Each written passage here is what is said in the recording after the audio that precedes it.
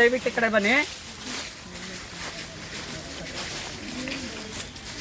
ನೋಡಿ, ಇದು ಯಾರಿಗಾರು ಗೊತ್ತಾ ಮಕ್ಕಳೇ? ನೋಡಿ, ವೃಕ್ಷ ಇದೆಯಲ್ಲ, ಇದು ಮದ್ದಾಲೆ ಅಂತ ಹೇಳ್ತೀವಿ. ಸಪ್ತಪರ್ಣಿ ಅಂತ ಸಂಸ್ಕೃತದಲ್ಲಿ ಹೇಳ್ತಾರೆ. ಯಾರೋ ಸಂಸ್ಕೃತ ಸ್ಟೂಡೆಂಟ್ಸ್ ಇದ್ದೀರಾ? Very good, very good.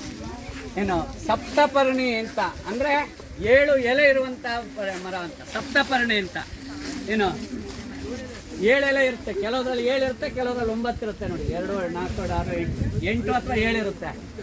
ಏನು ಇದು ಈ ನಮ್ಮ ಕರಾವಳಿ ಭಾಗದಲ್ಲಿ ಆಟಿ ಅಮಾವಾಸ್ಯೆ ಅಂತ ಮಾಡ್ತಾರೆ. ಗೊತ್ತಾ ನಿಮ್ಗೆ ಯಾರಿಗಾರು? ಕರಾವಳಿ ಭಾಗದಲ್ಲಿ ಆಟಿ ಅಮಾವಾಸ್ಯೆ ಅಂತ. ಆ ಆಟಿ ಅಮಾವಾಸ್ಯೆ ದಿವಸ ಇದರ ತೊಗಟೆಯಿಂದ ಕಷಾಯವನ್ನು ಮಾಡಿ ಕುಡಿದು ಬಿಟ್ರೆ ಯಾವುದೇ ಕಾಯಿಲೆ ಬರೋದಿಲ್ಲ. ಅಂದ್ರೆ ಅಷ್ಟು ಆಂಟಿಬಯೋಟಿಕ್ ಪ್ರಾಪರ್ಟಿ ಈ ಮರದಲ್ಲಿ ಇರುತ್ತೆ ಅಂತ.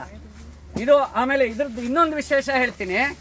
ಹನಿ ಬಿ ಗೊತ್ತಲ್ಲ ನಿಮಗೆ? ಜೇನ್ನೋಣ ಅತಿ ಹೆಚ್ಚು ಜೇನನ್ನ ಸಂಗ್ರಹ ಮಾಡುವಂತಹ ವೃಕ್ಷ ಇದು. ಇದರ ಹೂವಿನಿಂದ ಜೇನು ಅತಿ ಹೆಚ್ಚು ಹನಿಯನ್ನ, ಜೇನುತುಪ್ಪವನ್ನ ಸಂಗ್ರಹ ಮಾಡುತ್ತೆ.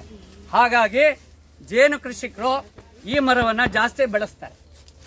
ಗೊತ್ತಾಯ್ತಾ ಮಕ್ಕಳೇ? ಏನ್ ಹೇಳಿ, ಇನ್ನೊಮ್ಮೆ ಹೇಳಿ, ಇದು ಹೆಸರೇನು ಅಂತ? ಸಪ್ತಪರ್ಣಿ ಅಥವಾ ಮದ್ದಾಲೆ ಹೇಳ್ತೀನಿ ನೋಡಿ.